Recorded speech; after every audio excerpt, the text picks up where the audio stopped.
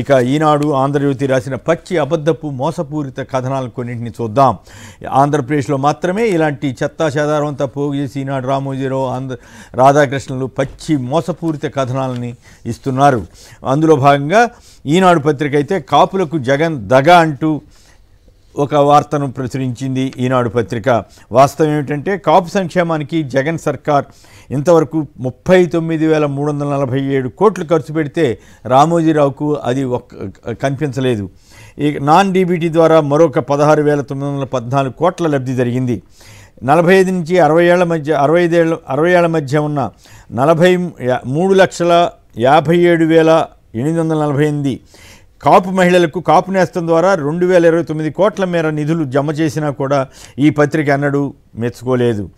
30 మంది ఎమ్మెల్యేలు 5గురికి మంత్రి పదవులు కాపులకు ఇచ్చినా కూడా గతంలో ఏ ప్రభుత్వం చేయనంతగా జగన్ ప్రభుత్వం కాపులకు మేలు చేస్తున్న రామోజీ విషపు రాతలు మాత్రం ఆగడం లేదు. గతంలో చంద్రబాబు 10% హామీలు కూడా నెరవేర్చకపోయినా మంజునాథ్ కమిషన్ పేరుతో రిజర్వేషన్ల కోసం కాపుల్ని మోసం చేసిన ఈ పత్రిక అప్పట్లో సమర్థించింది. రాష్ట్రాన్ని గెలిపించేందుకు పొత్తు అని చంద్రబాబు వార్తను కూడా చాలా ప్రముఖంగా ఇచ్చారు. అలాగే రౌడీల చేతుల నుంచి రాజ్యం తీసేద్దామన్న పవన్ కళ్యాణ్ వార్తకు కూడా ప్రాముఖ్యత ఇచ్చి ఈ పత్రిక తన ఆనందాన్ని వెలుబుచ్చుకుంటుంది. వాస్తవం ఏంటంటే బొంకర పోలిగా అంటే టంగుటూరు మినిమం తాటికాయ ఎంత అన్నట్లుగా చంద్రబాబు బీజేపీ పొత్తుల గురించి మొత్తం రివర్స్ అయ్యి మాట్లాడుతున్న తీరుని ప్రముఖంగా ఇచ్చి అదేదో రాష్ట్రం కోసమే అన్న పిక్చర్ కలరింగ్ ఇవ్వడానికి ఈనాడు రామోజీరావు నానా పాటలు పడుతున్నారు. చంద్రబాబు రాజకీయ నాయకుడు కనుక ఏమైనా అనొచ్చు, కానీ దానికి బాకాబుత్తు రామోజీ ఇష్టారాజ్యంగా ప్రచారం చేస్తున్నారు. యూటర్న్ బాబు అన్న వార్త రాయాల్సింది పోయి బీజేపీ పంచన చేరడం వెనుక రహస్యం ఏంటంటే కేసుల రక్షణ కోసం అన్న సంగతి జనానికి తెలియదని రామోజీ భ్రమిస్తున్నారు. ఇక ప్రత్యర్థుల బట్టలు తీసుకొడతామన్న పవన్, లోకేష్, చంద్రబాబులు రౌడీలు అవుతారా, లేక ప్రజావసరాల కోసం భూమిని దానం ఇచ్చిన భీమవరం ఎమ్మెల్యే గ్రంథి శ్రీనివాస్ లాంటి వారు రౌడీలు అవుతారా అన్నది పవన్ కళ్యాణ్ తేల్చుకోవాలి. ఇక క్యారెక్టర్ అని అదని ఇదని నానా మాటలు మాట్లాడుతున్నారు పవన్ కళ్యాణ్. దానిపై కూడా ప్రజల నుంచి వస్తున్న విమర్శలు ఏమిటంటే 3 పెళ్లిళ్ళు చేసుకోవడమే కాకుండా మరికొందరు మహిళలతో అక్రమ సంబంధాలు పెట్టుకున్న వాళ్ళు క్యారెక్టర్ లేని వాళ్ళు అవుతారా, అలాంటి గొడవలు లేని వాళ్ళు క్యారెక్టర్ లేని వాళ్ళు అవుతారా అన్నది పవన్ కళ్యాణ్ తేల్చుకోవాల్సిన పరిస్థితి ఏర్పడిందని ప్రజలు అంటున్నారు. అచ్చం చంద్రబాబు మాదిరిగానే ఎదుటి వారిని వ్యక్తిగతంగా తోలనాడుతూ పవన్ కళ్యాణ్ పిచ్చి రాజకీయాలు చేస్తున్నారన్నది అర్థమవుతుంది.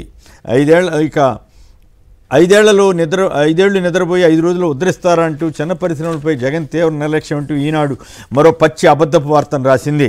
వాస్తవం ఏమిటంటే దేశంలో రికార్డు స్థాయిలో 18 లక్షల మంది కొత్తగా పన్ను రిటర్నులు దాఖలు చేశారు. పెరిగిన ఐటీఆర్ ఫైలింగ్స్లో 60% ఎంఎస్ఎంఈలేనని ఎస్బీఐ రీసెర్చ్ వెల్లడించింది. అయినా కూడా మరి కొత్తగా 4.1 రిజిస్ట్రేషన్లు జరిగాయి. 15 లక్షల మందికి ఉపాధి అవకాశాలు వచ్చినా దాన్ని వక్రీకరిస్తూ ప్రజల మనసుల్లో విషం నింపడం కోసం రామోజీ పచ్చి మోసపూరిత కథనాలను ఇస్తున్నారు. మేఘాల్లో తేలిపోయేలా అంటూ ఎన్నికల ముందు జగన్ బొనంజా మేఘాకు 12,224 కోట్ల పిఎస్పి అంటూ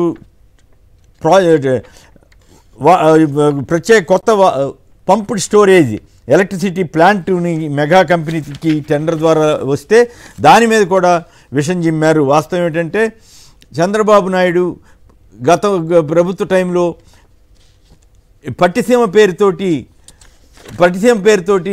ఇదే సంస్థకు ప్రాజెక్ట్ ఇచ్చినప్పుడు చాలా ఆనందపడ్డాడు రామోజీరావు. అంతేకాకుండా 16% అదనంగా ఎక్సెస్ అమౌంట్ ఇచ్చినా కూడా చాలా హ్యాపీగా ఫీల్ అయ్యాడు.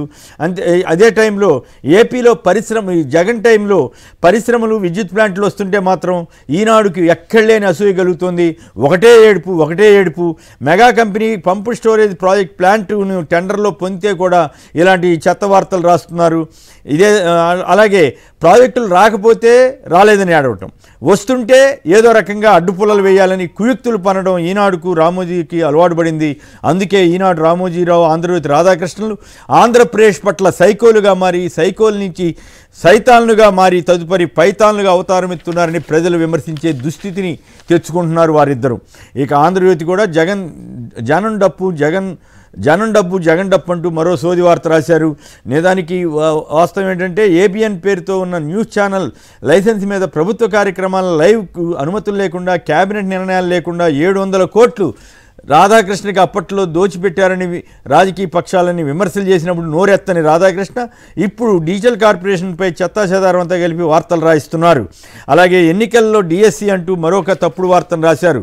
కోర్టు తీర్పుతో జగన్ సర్కార్కి సంబంధం ఏముంటుంది? కోర్టు తీర్పు ఆదేశం ప్రకారం 4 రోజులు గడువు ఇచ్చి పరీక్షలు నిర్వహించాల్సి ఉంది. అయినా కూడా రాధాకృష్ణ అబద్ధపు మోసపూరిత వార్తలు ఇస్తూ ప్రజల్ని మోసం చేయడానికి ప్రయత్నిస్తున్నారు.